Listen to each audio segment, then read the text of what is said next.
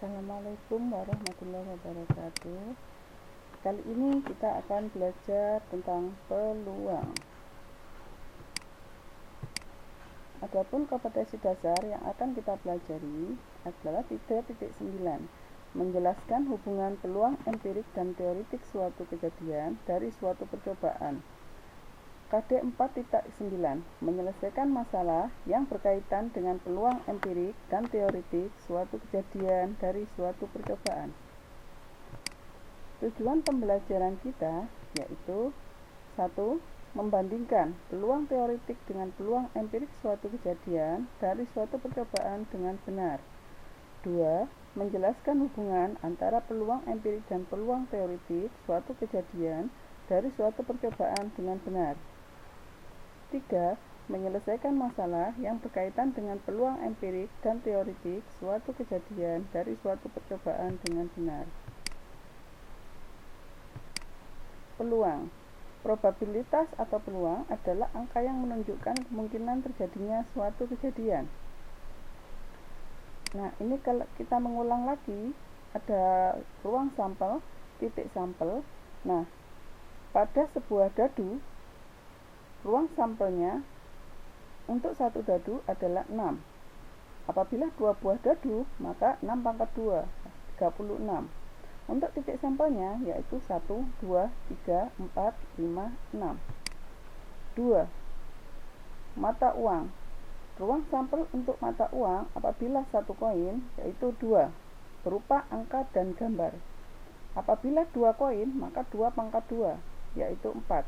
Apabila 3 koin, 22 pangkat 3, yaitu 8. Nah, dan seterusnya. Kartu brid. Kartu brid, ruang sampelnya adalah 52.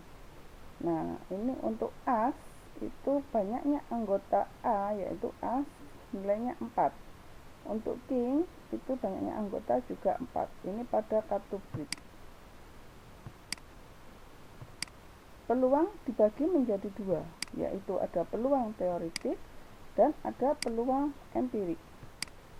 Nah, kita ingat lagi, peluang teoritik yaitu banyaknya kejadian A per banyaknya anggota ruang sampel.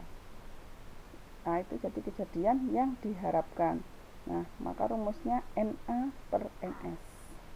Untuk peluang empirik sama dengan banyak kali kejadian yang muncul per banyak kali percobaan. Jadi itu bedanya peluang teoritik dan peluang empirik. Contoh peluang yang empirik.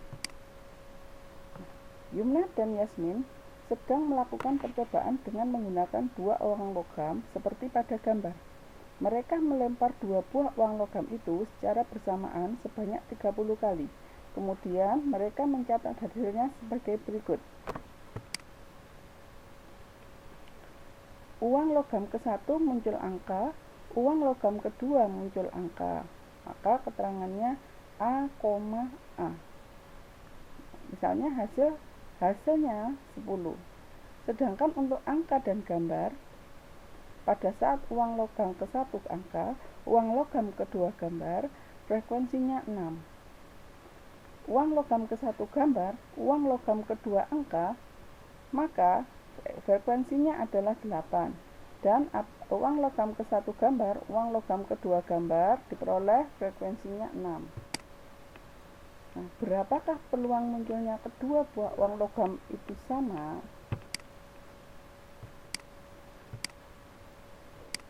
Frekuensi adalah banyaknya peluang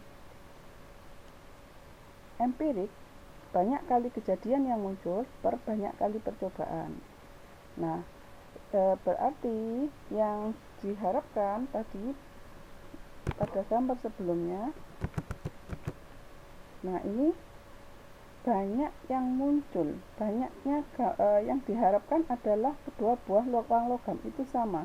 Berarti kemungkinan yang diharapkan muncul angka dan angka atau gambar dan gambar. Sehingga frekuensinya dari angka dan angka dengan gambar dan gambar itu kita jumlah 10 ditambah 6, 16. 16 kita bagi dengan 30 karena banyaknya percobaan sebanyak 30 sehingga hasilnya 8/15. Jadi peluang munculnya kedua buah uang logam itu sama adalah 8/15. Itu untuk peluang empirik. Sekarang kita masuk ke peluang teoritik. Nah, ini ada contoh. Satu set kartu remi dikocok oleh seorang anak. Tentukan peluang anak tersebut untuk mendapatkan kartu as pada penarikan kartu untuk pertama kalinya.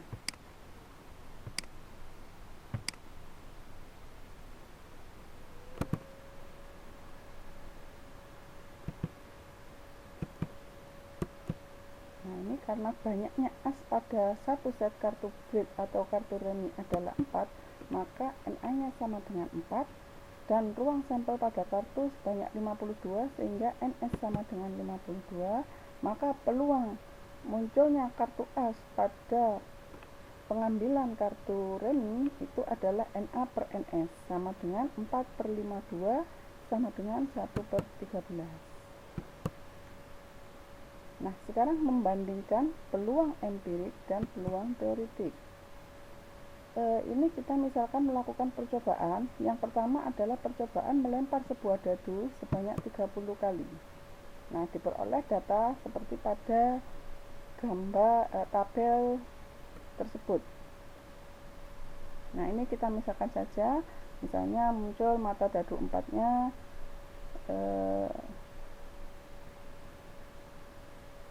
misalnya muncul mata dadunya 4, maka peluang empiriknya 4/30, hasilnya 0,13. Peluang teoritiknya berarti mata dadu 1 itu 91, ruang sampelnya 6, berarti 1/6, hasilnya 0,17, dan seterusnya. Kemudian akan diperoleh grafik peluang empirik dan peluang teoritik. Ini kalau kita bandingkan, ini yang warna titik merah menunjukkan peluang empirik dan yang warna titik biru menunjukkan peluang teoritik. Kemudian kita lakukan lagi percobaan yang kedua. Kali ini dilakukan dengan melempar sebuah dadu sebanyak 120 kali. Nah, diperoleh hasil ini, misalnya mata dadu yang diamati 1 banyaknya muncul 20 kali, maka peluang empiriknya 20/120 diperoleh 0,17. Peluang teoritik kejadiannya 1/6 sama dengan 0,17, dan seterusnya seperti pada contoh. Nah, kemudian diperoleh grafik hubungan peluang empirik dan teoritik. Itu untuk yang titik merah menunjukkan peluang empirik dan yang titik biru menunjukkan peluang teoritik. Dari sini tampak perbedaan antara tabel grafik pertama dan grafik yang kedua.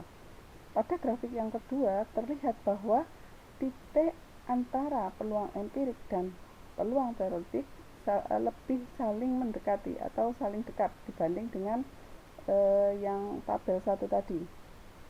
Nah, dari sini dapat kita tarik kesimpulan hubungan peluang empirik dan teoritik. Semakin banyak kali percobaan dilakukan, maka peluang empirik akan semakin mendekati peluang teoritiknya. Itulah yang dapat kita pelajari kali ini. Terima kasih. Wassalamualaikum warahmatullahi wabarakatuh.